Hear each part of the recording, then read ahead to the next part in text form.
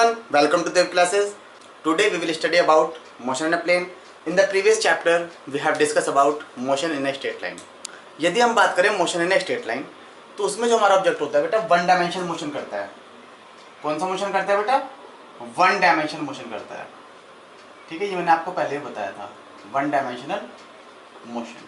ठीक है, लेकिन यदि आप बात करते हैं हम मोशन इन अ प्लेन की तो उसमें बेटा करता है two dimensional motion and three dimensional motion. आई बात समझ में? ठीक है, तो होता क्या है बेटा, इस चैप्टर में आज हम पढ़ने वाले हैं वेक्टर के बारे में। ठीक है, किसके बारे में पढ़ने वाले हैं बेटा? वेक्टर के बारे में पढ़ने वाले हैं। सबसे पहले हमको ये समझना है कि आखिर हम वेक्टर को इंट्रोड्यूस क्यों कर रहे हैं, आखिर हम इस वेक्टर को पढ़ना क्यों चाह रहे हैं, इसका रीजन क्या है। तो इसका सिंपल सा रीजन बेटा ये है कि जब आप वन डायमेंशन मोशन करते हैं तो उसमें केवल टू डायरेक्शन हम कंसिडर करते हैं, केवल टू डायरेक्शन हम कंसिडर करते हैं, जिसके अकॉर्डिंग हम position, displacement, velocity and acceleration, ठीक है, हम उनको क्या करते हैं बेटा, एक साइड को पॉजिटिव कंसिडर कर लेते हैं और अदर साइड को नेगेटिव कंसिडर कर लेते हैं, क्योंकि there are only two direction in the case of motion in straight line, in the case of one dimensional motion. लेकिन जब हम बात करते हैं two dimensional motion and three dimensional motion तो यहाँ पर हमारी लार्ज नंबर ऑफ डायरेक्शन है। तो लार्ज नंबर ऑफ डायरेक्शन को समझने के लिए हमको वेक्टर को इंट्रोड्यूस करना पड़ता है, क्योंकि यहाँ पर टू डायमेंशनल मोशन होगा और यहाँ पर थ्री डायमेंशनल मोशन होगा। अंडरस्टैंड? तो वेक्टर को बेटा इसलिए हम समझ रहे हैं क्योंकि हमारे पास बहुत ज़्यादा डायरेक्शन है। सेकंड हमारा आता है कि आखिर ये वेक्टर होता क्या है। ठीक है, तो वेक्टर को समझने के लिए पहले आपको स्केलर समझना पड़ेगा। तो आइए सबसे पहले समझते हैं स्केलर क्वांटिटीज। स्केलर क्वांटिटीज, ठीक है। अच्छा, स्केलर क्वांटिटीज क्या होती है? Scalar quantities are those quantities which has only magnitude but no direction. इनके पास केवल क्या होता है बेटा?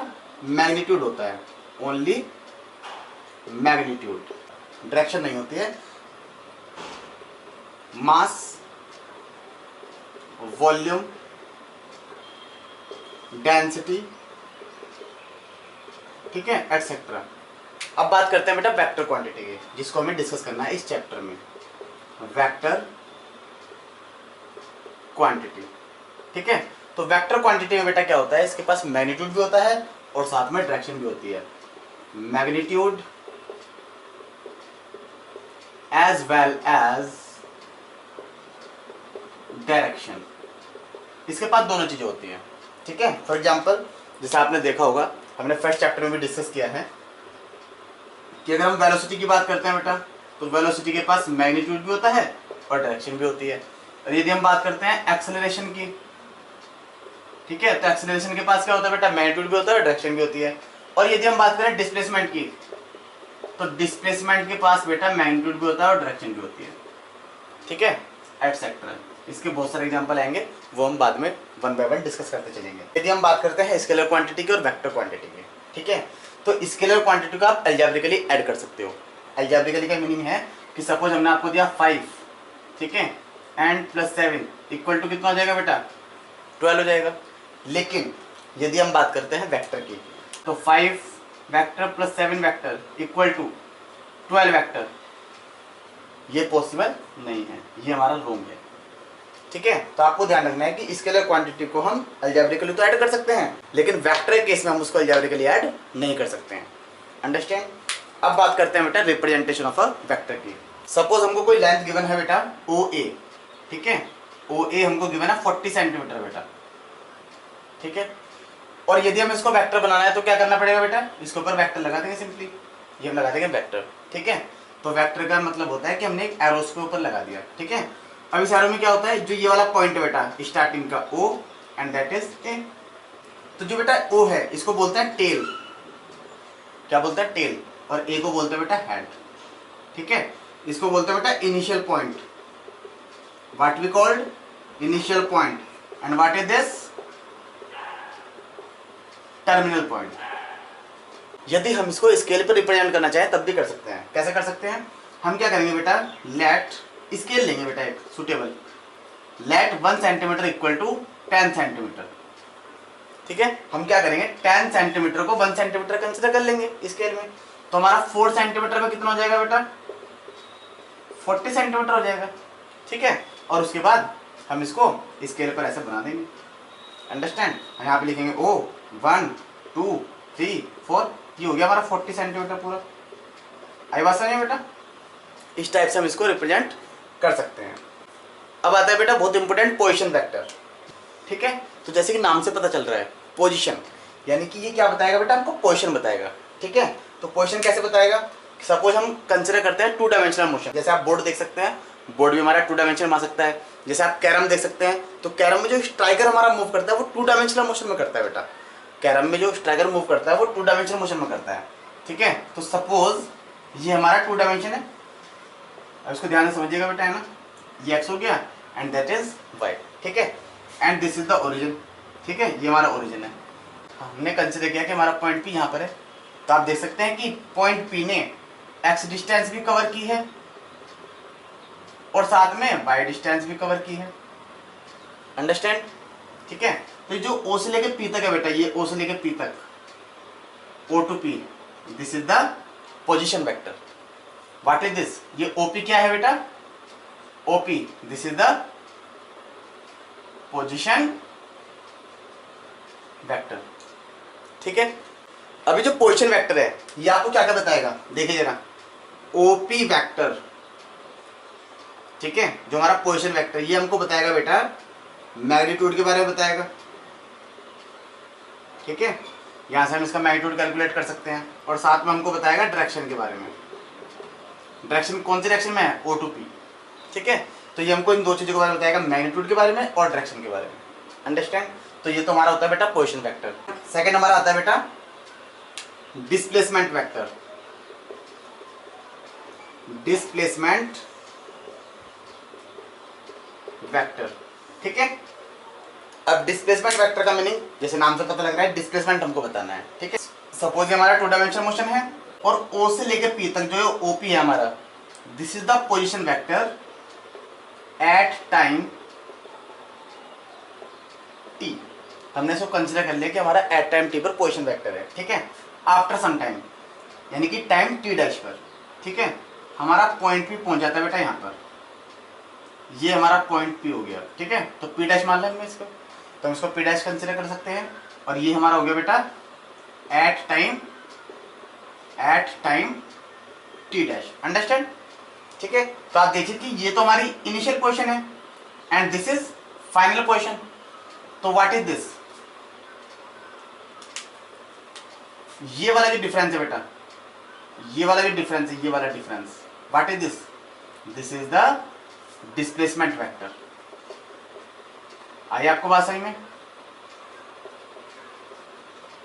भाई सिंपल सी बात है, एट टाइम टी पर हमारा पोजीशन यहाँ पर है, टाइम टी डैश पर हमारी पोजीशन यहाँ पर हो गई।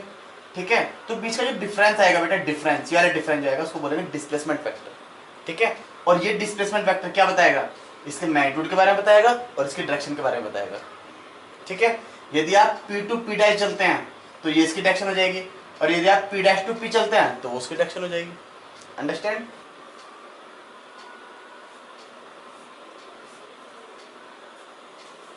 नेक्स्ट आता है बेटा हमारा polar vector. Polar vectors are those vectors which have a starting point और अ पॉइंट ऑफ एप्लीकेशन। वो वेक्टर जिनका स्टार्टिंग पॉइंट होता है। कैसे?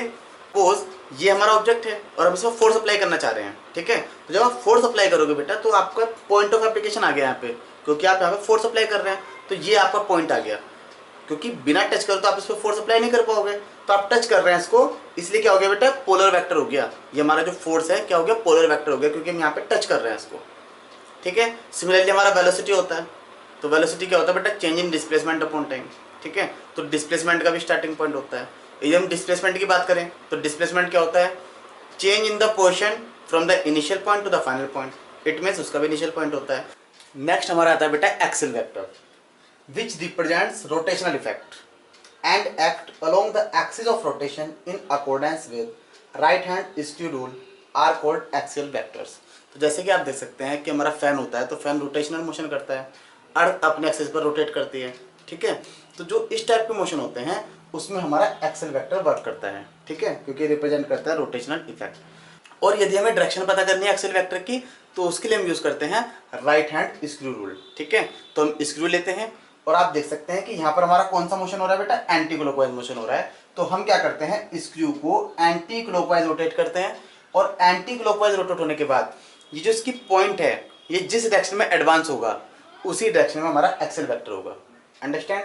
और आप यहाँ पे देख सकते हैं कि हमारा मोशन होता है बेटा क्लॉकवाइज, ठीक है। तो आप इसको क्या करेंगे बेटा, क्लॉकवाइज मूव करेंगे, ठीक है। तो जब इसको क्लॉकवाइज मूव करते हैं तो जिस डायरेक्शन में हमारा ये पॉइंट एडवांस करेगा उसी डायरेक्शन में एक्सेल वेक्टर की डायरेक्शन हो जाएगी, ठीक है। And what is this, this is the axis of rotation, right. And what is this, axial vector. Similarly यहाँ पर देखिए आप, ये हमारा एक्सिस ऑफ रोटेशन है जिसके अराउंड हमारा रोटेशन होता है, and this is axial vector. तो अब कुछ डेफिनेशन आती है वेक्टर के केस में। सबसे पहले आती है बेटा इक्वल वेक्टर, ठीक है। इक्वल वेक्टर का मीनिंग होता है A vector equal to B vector, right. It means जब हमारा मैग्नीट्यूड और डायरेक्शन दोनों इक्वल हो जाएंगे उस कंडीशन में हमारा वेक्टर इक्वल होते हैं, ठीक है। तो आप देख सकते हैं suppose this is A vector and this is B vector, ठीक है। तो दोनों के मैग्नीट्यूड भी इक्वल है बेटा और डायरेक्शन भी इक्वल है, उस कंडीशन में दोनों हमारे इक्वल होते हैं। और आप इसको आगे डिस्प्लेस भी कर सकते हैं, ठीक है। ये हमारे पैरेलल हैं, आप इसको आगे डिस्प्लेस भी कर सकते हैं, तब भी हमारे इक्वल आएंगे, ठीक है। सेकंड आता है बेटा नेगेटिव ऑफ वेक्टर, ठीक है। तो सपोज ये हमारा ए वेक्टर है, ठीक है, दिस इज ए वेक्टर। तो नेगेटिव ऑफ वेक्टर कितना हो जाएगा बेटा, B vector equal to minus A vector, ये हमारा आ जाएगा बेटा अपोजिट, ठीक है। तो इसमें हमारा मैग्नीट्यूड तो इक्वल होगा लेकिन डायरेक्शन इक्वल नहीं होगी, डायरेक्शन हमारी अपोजिट हो जाएगी, ठीक है। तो यहाँ पर हमारे मैग्नीट्यूड डायरेक्शन दोनों इक्वल है, लेकिन यहाँ पर मैग्नीट्यूड इक्वल है बट डायरेक्शन इक्वल नहीं है, but direction is the opposite to the A. Modulus of a vector, तो suppose we have a vector, ठीक है। यदि हमें वेक्टर का मैग्नीट्यूड चाहिए, ठीक है, तो हम उसका मॉडुलस करते हैं। मॉडुलस का मीनिंग होता है कि हम इसको दो लाइन के बीच में रख देंगे, ठीक है। तो इसे क्या बोलते हैं बेटा, मॉडुलस बोलते हैं। और यहाँ से हमारा निकलेगा केवल मैग्नीट्यूड, ठीक है। तो जब भी हमें मैग्नीट्यूड की बात करनी होती है हम इसका मॉडुलस कैलकुलेट करते हैं। अंडरस्टैंड। नेक्स्ट आता है बेटा यूनिट वेक्टर, ठीक है। यूनिट वेक्टर के देखो नाम से ही पता चल रहा है यूनिट, इट मींस इसका मैग्नीट्यूड 1 होता है, ठीक है। Which has magnitude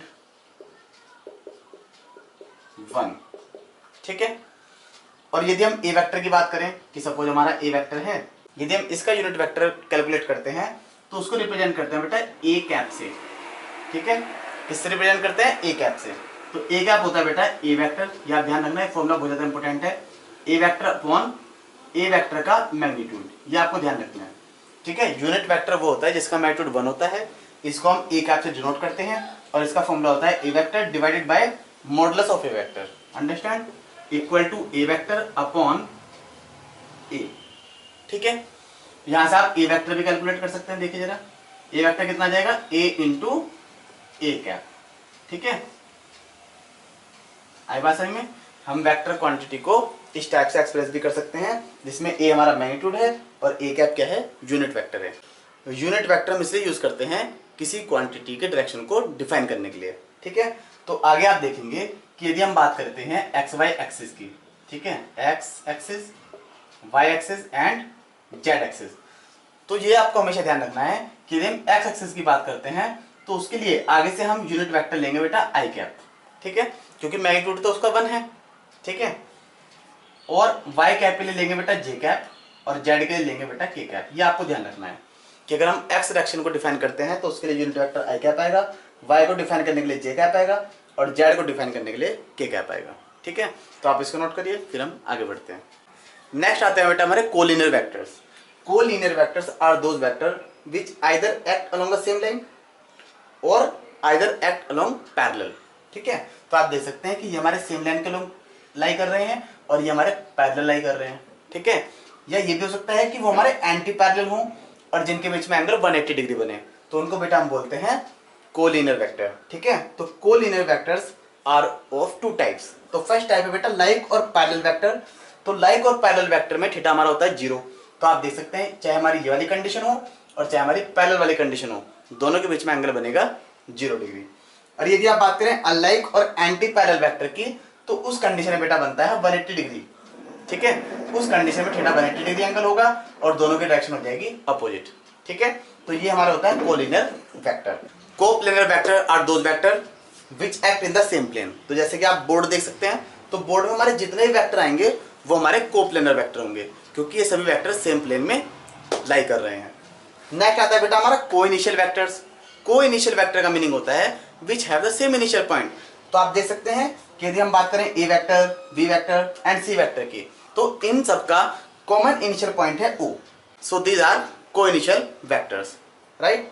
So today we have discussed about vector, why we study vector in this chapter, some types of vectors and some important definition in vector algebra.